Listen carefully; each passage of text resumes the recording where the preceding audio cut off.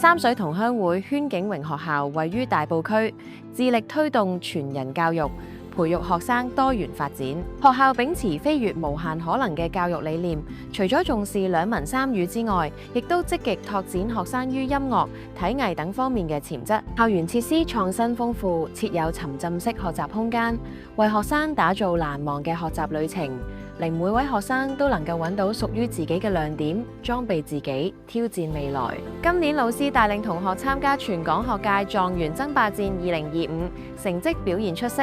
同學於小六英文勇奪狀元殊榮，並共取得12金、20銀、16銅嘅佳績。同時，學校同埋老師分別奪得狀元學府大獎同埋狀元之師大獎。而家有請李小寶校長分享培育學生全面發展嘅心得，以及學校未來嘅發展。大家好，我係三水同鄉會禤景榮學校嘅李小寶校長。我哋學校個理念咧係其實想培育孩子全面發展嘅。我哋相信孩子咧其實有唔同嘅潛能。咁響傳統嘅香港嗰個學習環境裏邊咧，其實都係比較集中咧係關注孩子嘅學術。咁但係喺我哋學校嗰度，學術固然之係重要啦，即係我哋個語文嘅學習亦有一定嘅水平。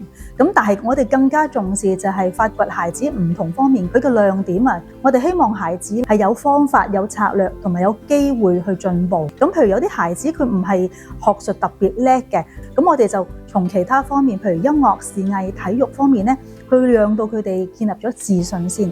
咁所以我哋學校咧有非常之多唔同嘅音樂、視藝、體育活動。我哋希望建立一個孩子咧，係讓到自己可以不斷改善自己、不斷進步嘅思維同埋習慣。咁呢個係我哋希望發展孩子全人全面嘅理念。我哋覺得香港就係一個好幸福嘅城市嚟嘅，其實係匯聚咗中國文化同埋西方文化交融嘅一個地方。香港小朋友嘅優勢都係喺個中西文化交融、語言能力嗰方面係特別佔優。咁我哋好着重孩子嘅閱讀能力，所以我哋有3間圖書館嘅，同埋我哋唔同嘅樓層咧，亦都有唔同嘅閱讀空間嘅。佢一想睇書咧，佢就即刻可以實行。我哋希望塑造成間學校嘅閱讀氛圍。咁我哋中文科咧就注重經歷學習嘅，咁我哋亦都係好注重嗰個閱讀嘅。我哋每一級咧都會有唔同嘅閱讀主題。咁另外我哋就係會有閱讀黃昏營嘅，就會請專家咧教家長咧講故事嘅技巧啦。然後夜晚黑就會我哋紮晒幾十個營響樹咧，就親子閱讀。咁亦都有一啲歷奇嘅遊戲響當晚咧一齊去玩。咁希望呢個經歷咧係作為同家長咧一齊咧有一個策略，就係啟動孩子閱讀嘅習慣。如果家長咧今次參加咗黃昏營，咁希望翻到屋企咧每晚咧都可以同小朋友閱讀半小時。咁希望透過唔同嘅策略，都係讓孩子鞏固佢個語文能力。咁我哋喺 STEM 嗰度嘅發展咧，我哋都係好注重孩子咧動手做。喺下晝嘅時間咧，我哋其中有一日咧叫 SMART 課程咧，就係讓孩子透過資訊科技學習編程啊、AI 嘅工具嘅運用啊呢一啲嘅課程，嚟到去提升孩子咧對於創科嗰方面嘅技能、知識同埋態度啊。咁今次孩子咧可以攞到咁好成績咧，其實我真係好驚喜㗎，係出乎意料地開心㗎。因為我哋都係嚟自於大埔區嘅一啲基層嘅小朋友啦，學術成績方面咧，我哋係不斷係進步緊嘅。我都估唔到孩子咧，原來喺一啲全港性嘅比賽嗰度咧，都可以有突出嘅表現咯。咁所以就已經符合咗我哋學校嘅理念，就係 Nothing is impossible。如果佢喺學術方面咧，佢係有一個能力咧，我哋都係會俾好多拔尖啊，或者係增潤課程佢嘅。咁至於咧喺音樂社體育方面咧，由於我哋學校咧係專科專教，即係我啲體育科老師咧，佢哋係啲港隊嘅教練嚟嘅。咁音樂科老師係淨係教音樂嘅，佢都係音樂碩士啊。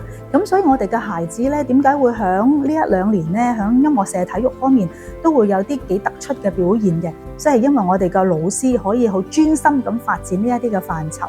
咁佢哋亦都好專注發掘一啲機會俾孩子，例如體育科咧，帶領佢哋參加好多唔同嘅比賽，好多區隊啊，好多同唔同中學啊，或者係其他學校嘅一啲友誼賽啊，都帶佢哋翻去內地嗰度咧集訓嘅。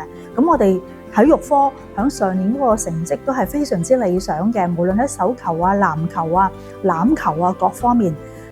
音樂科我哋咧都唔係話特別係揀一啲尖子去組成我哋音樂科嗰個豎琴隊同埋個敲擊樂隊。其實我哋敲擊樂團咧，我哋今年攞咗個全港冠軍，咁呢個都係令到我好喜出望外。咁我好感恩我哋有好好嘅導師團隊，我覺得我哋嘅導師同埋老師嘅團隊好配合到我哋學校嗰個理念發展啊！就係首先第一件事，佢要相信啲孩子嘅能力。如果我哋俾到機會同埋平台佢哋咧，佢哋係得嘅。如果我哋做老師係成日都話，孩子睇住佢個學術就覺得啲分數唔得，成日唔合格，而去冇其他路或者冇其他機會俾啲孩子咧，就孩子其實喺嗰個教育制度入邊咧變咗隱形人，或者甚至乎佢越嚟越冇信心咯。咁我哋亦都有好多交流團嘅，咁啲交流團譬如都係因應佢哋嘅 talent 嘅，譬如體育有體育嘅交流團啦，佢哋 STEM 有 STEM 嘅交流團。咁我哋亦都有澳洲交流團，就係佢哋要住 homestay 嘅，要喺嗰度咧係要同當地嘅小朋友一齊學英文。去咗10日9夜翻嚟咧，佢哋又係對於使用英文咧又係信心大增。咁唔同嘅比賽亦都係一個經歷咧，我哋唔係一定要贏嘅，但係我哋要讓小朋友知道咧，如果你贏，你係要付出努力同埋要有策略咯，有方法啦。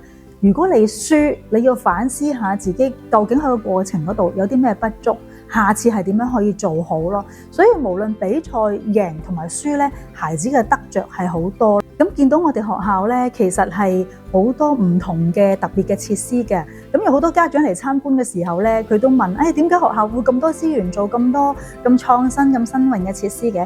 咁其實咧，我哋老師咧好勤力咁寫一啲嘅計劃書咧，去申請一啲額外嘅基金。咁點解我哋要咁樣做咧？其實我哋係想打造我哋學校咧，俾好多豐富精彩嘅回憶我哋嘅細路仔。其實有時讀書喺個班房嗰度咧，對於細路仔嚟講咧，都要坐定定都幾難嘅。我哋希望咧，我哋創設好多唔同嘅空間，讓老師咧可以走出班房。佢哋唔係一定要喺個班房上堂㗎，老師可以利用唔同嘅設施咧，去讓孩子嘅學習更加豐富啦。咁例如我哋有一個叫做時光隧道。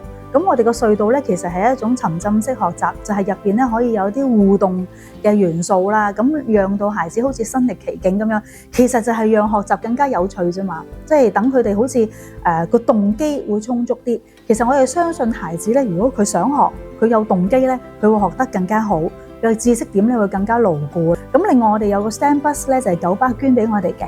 咁我哋喺入邊咧就會有一啲嘅 STEM 嘅活動，例如上層咧佢哋就砌機械人嘅，咁下層咧佢哋有啲科幻嘅啲 video， 所以佢哋喺入邊睇啦，有啲書喺入邊睇咁樣嘅。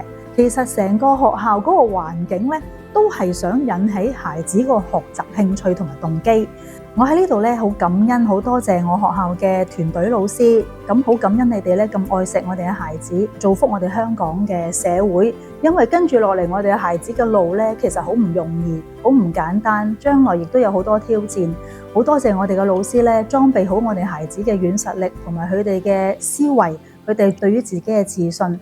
咁希望咧，祝福咧我哋學校同埋我哋嘅孩子啦，我哋嘅老師啦，都生活愉快，最緊要身心健康。